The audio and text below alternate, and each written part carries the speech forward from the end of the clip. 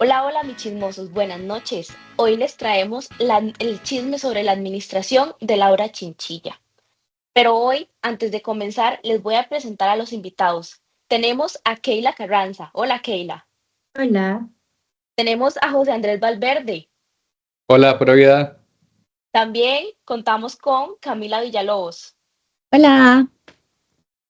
Tenemos a una de las Angélicas, Angélica Mayorga. ¿Cómo estás? Hola, hola, ¿todo bien? Y yo, su siempre host, Angélica Chávez. Pero bueno, antes de iniciar, Laura Chinchilla, ¿verdad? Por unos amada, por otros odiada, pero jamás igualada, por ser la primera mujer en llegar a la presidencia de Costa Rica. Pero ustedes, ¿qué? ¿Se acuerdan del gobierno de Laura Chinchilla? Porque sí, algo no le faltó a esa administración, fue el chisme bueno, que si el jet prestado por un empresario, cuestionando que si el apagón que nos dejó en modo prehistórico, que si los viajes constantes al exterior y hasta rumores que gobernaban más sus asesores que ella.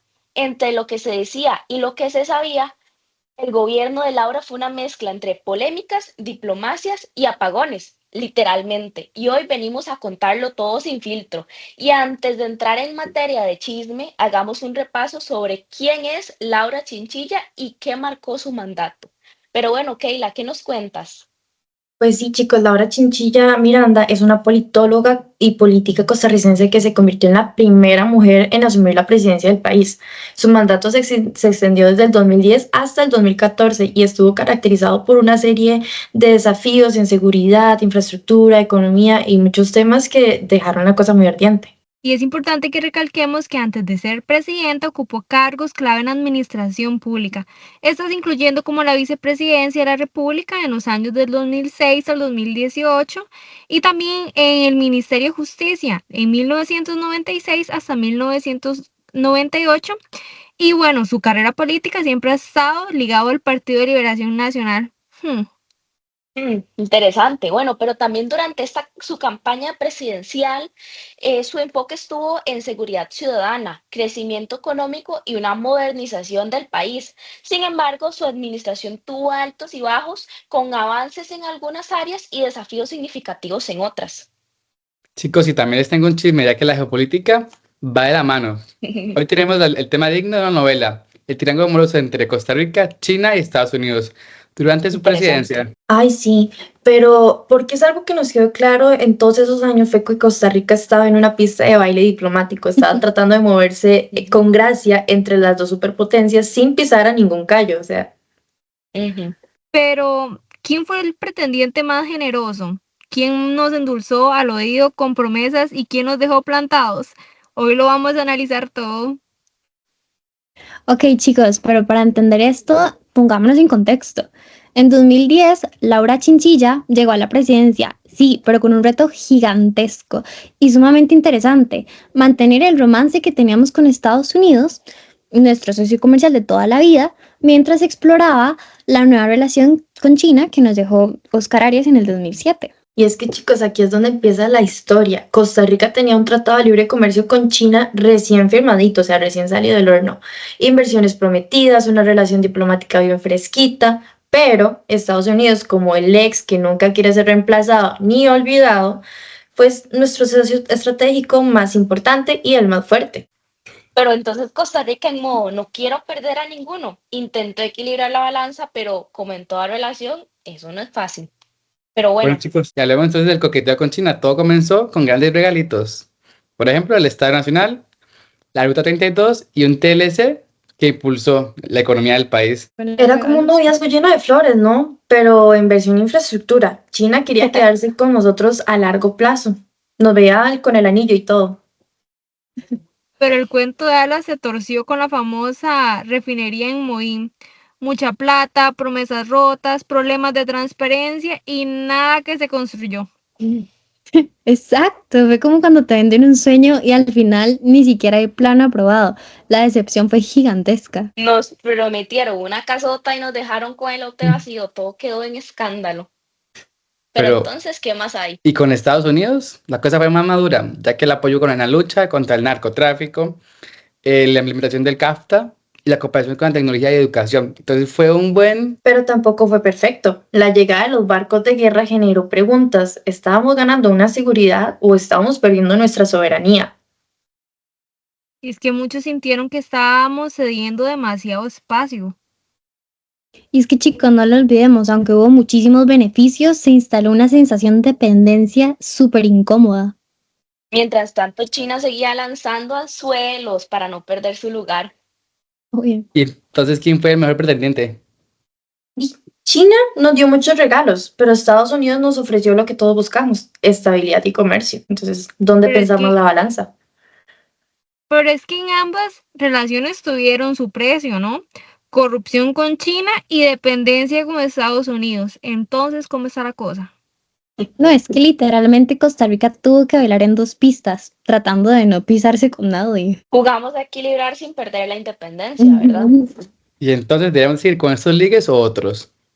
Tal vez la Unión Europea o nuevas economías emergentes podrían ser buenos candidatos. ¿Y ustedes con quién considera que Costa Rica bailó mejor? No, yo les tengo una mejor pregunta. ¿Y si es hora de buscar pretendentes y empezar a decidir por nosotros mismos? ¿Será? Pero quieren más chismes geopolíticos. Ahora hablando de buscar nuevos pretendientes, también tenemos otro chisme, el acuerdo de asociación entre Centroamérica y la Unión Europea. ¿Fue el negocio del siglo o solo nos pintaron pajaritos en el aire? Porque si algo nos encanta es preguntarnos, ¿ganamos con este acuerdo o solo quedamos con un amiguito ilusionado que termina pagando la cuenta? Costa Rica se emocionó tanto con el acuerdo de asociación con la Unión Europea que fue de las primeras a implementar en el 2013. Pero, ¿por qué tanto entusiasmo?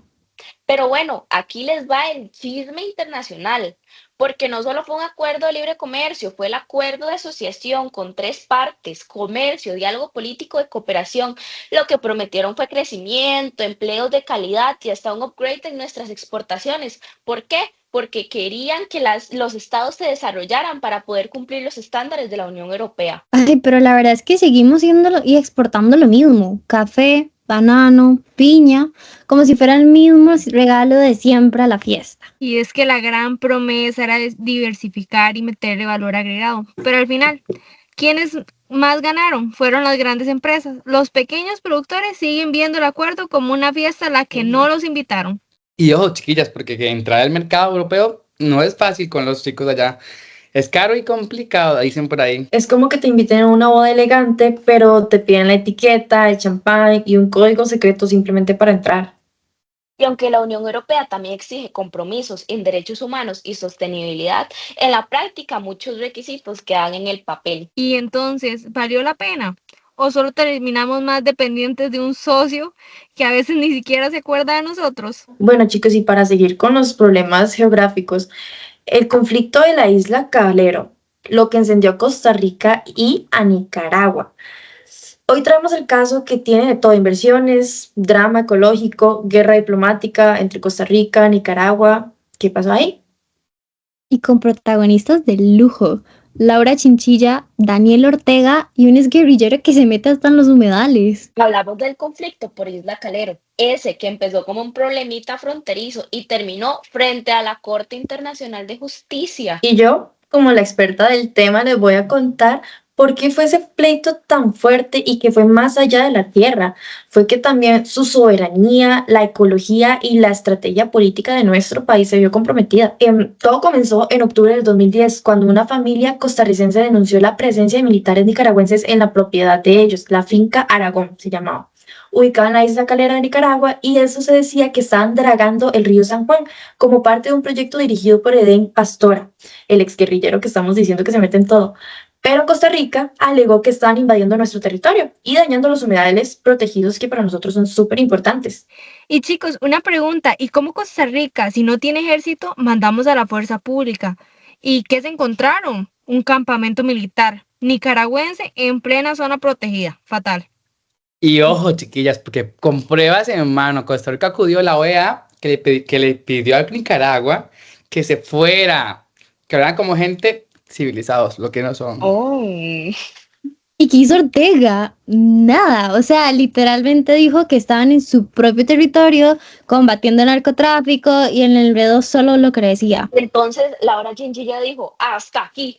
y llevó el caso a la Corte Internacional de Justicia y ahí el conflicto se volvió internacional. Y es que aquí no solo había intereses ecológicos, imagínense, sino políticos. Ortega Ujú. estaba en campaña para reelegirse en el 2011 y este conflicto no solo hizo verse como defensor de la patria, ay no. Bueno, pero mientras tanto, Laura Chinchilla, que enfrentaba una gran crisis de popularidad, logró puntos por su postura firme y también por defender la soberanía. Sí, chicos, pero es que hay que tomar en cuenta que aunque el conflicto ya se resolvió, Nicaragua sigue con la cosa, el dele y dele y seguir con las tensiones entre ambos países, pero bueno, por lo menos Costa Rica demostró que la diplomacia también se gana. Hay que meter algo que arde así. Ay, Que arda es que entonces. ahora sí viene mi parte y viene con todo. Dale. Costa Rica en la OCDE. ¿Eso es éxito o es para lujo? Y así es, la OCDE es el club exclusivo al que solamente pueden entrar los países que hacen las cosas bien, o bueno, en la teoría. Y Costa Rica, muy elegante, dijo, yo quiero estar ahí. Y bueno, la primera en lanzarse fue Laura Chinchilla en el 2012. Ella fue quien formalizó la intención de entrar y empezó el proceso. Y vemos cómo va. Bueno, pero tampoco la cosa es tan fácil y tan color de rosa, porque no es como que la OCDE nos dijo, ay, bienvenidos ticos, así nomás. Nos pusieron una lista larguísima de tareas y empezaron a revisarnos todo, desde leyes hasta políticas públicas. Y ojo, porque querer entrar siempre es fácil, chiquillas. Lo más difícil es tenerla adentro y aguantarla, ¿no? Porque por eso cuando llegó Luis Guillermo Solís, el proceso siguió por medios. Luego llegó Carlos Alvarado y ahí sí se encendieron los motores. De hecho, o sea, en 2020 nos dieron la invitación oficial y en 2021 ya. Costa Rica entró oficialmente a la OCDE como el país número 38. Y nos vestimos bien, nos tomamos la foto y dijimos, ya somos parte del club de los países que hacen las cosas bien, somos parte de los buenos. Y bueno, yo creo que ojalá no sea solo para lucirse y que todo quede igual con la burocracia, trabas y promesas vacías de este país como siempre. Normal de acá. Y bueno, chicos, el último chisme que les traemos literalmente nos dejó en la oscuridad. Y ¡zas! Se fue la luz. Porque en 2013 y en el 2014 Costa Rica vivió una crisis energética que parecía sacada de una serie de suspenso. Exacto, se iban las luces por todo lado, negocios cerrados, ascensores detenidos y hasta partidos de la Cele interrumpidos. Hubo un apagón total que nadie vio venir. Y la razón, pues las sequías. Como dependíamos casi totalmente de la hidroelectricidad, los embalses secos nos dejaron sin energía. Y a Laura Chinchilla que le quedó de otra que moverse rapidísimo. Inauguró plantas hidroeléctricas, apostó por la eólica y hasta tanteó la solar. Pero lo más jugoso es que se fue hasta en Washington a pedirle gas natural a Barack Obama. Es que literal, o sea, Laura le solicitó a Barack, no hay luz en la casa, y Obama muy amable, básicamente le dijo, lo siento, no está fácil como pedir un batido en la soda. Al final, el gas nunca llegó, de hecho. Pero Costa Rica logró estabilizarse con sus propios recursos y para 2015 ya estábamos brillando de nuevo. Y aunque así fue una gran lección aprendida, nadie olvida esas noches en vela, sudando y sin Netflix. Y sin el partido. Hoy somos los líderes en energía renovable, pero eso no quita el apagón que haya sido el drama de la década. Así que ya saben, si se les va la luz, recuerden que en 2013 casi volvemos al candil. Pero bueno, chismosos, lastimosamente llegamos al final del capítulo de este podcast que arda. Hoy recorrimos de todo un poco, apagones, diplomacia con sabor a pleito vecinal y acuerdos que prometían más de lo que cumplieron. Pero si algo quedó claro es que en la política nunca hay días tranquilos. Totalmente, porque entre crisis energéticas, conflictos con Nicaragua, vemos como Costa Rica siempre se las ingenia y se las apaña para seguir firme, aunque el camino esté lleno de obstáculos. Y qué orgullo, ¿no, chicas? Porque un país en éxito que no le teme a los tribunales internacionales. Y que con la diplomacia se ha sentado a negociar con los grandes. Eso sí, nada de esto ha sido fácil. Cada paso ha requerido estrategias, sacrificios y sí, también sus buenos chismes.